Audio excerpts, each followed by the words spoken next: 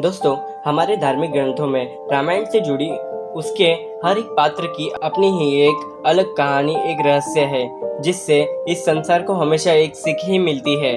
दोस्तों, आज की इस वीडियो में हम रामायण से जुड़ी उस पात्र के बारे में जानेंगे जिसके कारण अयोध्या नरेश महाराज दशरथ को मिला था पुत्र वियोग का श्राप। तो दोस्तों, वीडियो को पूरा समझने के लिए वीडियो के अंत तक जरूर बने रहिए।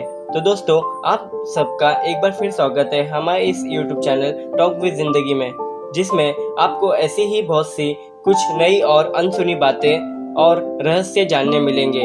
तो दोस्तों, आज हम रामायण के उस पात्र के बारे में जानेंगे जिससे भगवान प्रभु श्री राम के पिता अपने पुत्र के वियोग में अपने अंतिम समय में तड़पते हुए मृत्यु को प्राप्त हुए थे। तो दोस्तों, उस पात्र का नाम है श्रवण कुमार।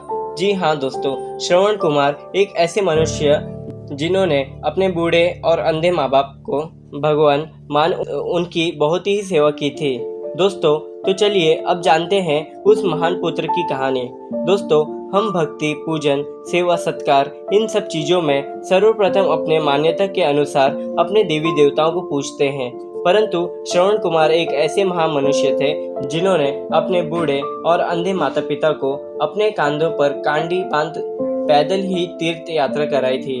दोस्तों, श्रवण कुमार बहुत ही गरीब माता पिता के एकलौते पुत्र थे। श्रवण कुमार के गरीब परिस्थिति के कारण उनके पास इतनी धन संपत्ति नहीं थी कि वो अपने माता पिता की मनोइच्छा की पूर्ति के लिए उन्हें तीर्थ यात्रा करा सके। इस कारणवश उन्होंने एक डंडी में 2 टोकरियों को बांधकर एक तराजू जैसा बनाकर एक जगह अपने पिता को बिठाते और दूसरी ओर अपनी माता को। श्रवण कुमार अपने माता पिता को कांडी पर बिठा के पैदल यात्रा शुरू करते हैं और हर एक तीर्थ स्थल पर देवी देवताओं के दर्शन कराते हैं। श्रवण कुमार हमेशा लगातार चलते रहते हैं और जहाँ तक थक जाते वहीं किसी एक जगह बैठकर अपने माता पिता को भोजन कराते हैं और जो उनके थाल से बचा हो उसे खाकर आगे की यात्रा प्रारंभ करते हैं। एक दिन की बात है, जब श्रवण कुमार अपने माता पिता को भोजन कराते हैं तब उनके पास जल समाप्त हो जाता है। वह वहीं एक जल के तालाब पर जल लेने जाते हैं। तब जैसे ही श्रवण कुमार जब जल भरते रहते हैं तब अचानक एक शिकारी भूले भले अनजाने में पशु समझ के श्रवण के ऊपर बाण चला दिया था। वो शिकारी और कोई नहीं, अयोध्या के राजा महाराज दशरथ रहते हैं। जैसे ही महाराज श्रवण को तीर लगने के कारण चिल्लाते हुए सुनते हैं, वो तुरंत ही श्रवण कुमार के पास चले जाते हैं और श्रवण कुमार से अपनी भूल के लिए क्षमा मांगते हैं। तब श्रवण कुमार कहते हैं, हे कुमार, आपने ये क्या कर दिया? एक बूढ़े अंधे माता पिता का सहारा छीन लिया। तब महाराज दशरथ अपनी भूल का विस्तार कर क्षमा मांगते हैं और श्रवण से कहते हैं, हे कुमार, मुझसे जो भूल हुई उसके लिए मैं अपने प्राण भी त्याग कर तुम्हारी अंतिम इच्छा को पूर्ण करूंगा, परंतु मुझे क्षमा करो।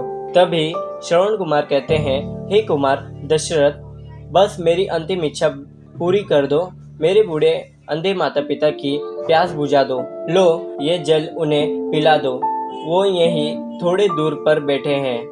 मैं अभागा उनकी अंतिम सेवा भी नहीं कर पाया। श्रवण कुमार ऐसा कहकर मृत्यु को प्राप्त हो जाते हैं। तभी महाराज दशरथ उनकी अंतिम इच्छा के हेतु जल लेकर उनके माता पिता के पास जाते हैं और जैसे ही वो उनके माता पिता के पास जाकर संपूर्ण घटना उन्हें बताते हैं, उनकी ये बात सुनकर श्रवण की माता जी की भी मृत्यु हो जाती है और अपने पुत्र और पत्नी की मृत्यु के क्रोध में श्रवण के पिताजी ने महाराज दशरथ को दिया था पुत्र वियोग में तड़प कर मृत्यु का श्राप, जिससे महाराज दशरथ अपने अंतिम क्षणों में भी अपने पुत्रों को न देख नहीं पाए थे और अपने अंतिम क्षणों में भगवान प्रभु श्री राम को स्मरण करते हुए मृत्यु को प्राप्त हुए थे।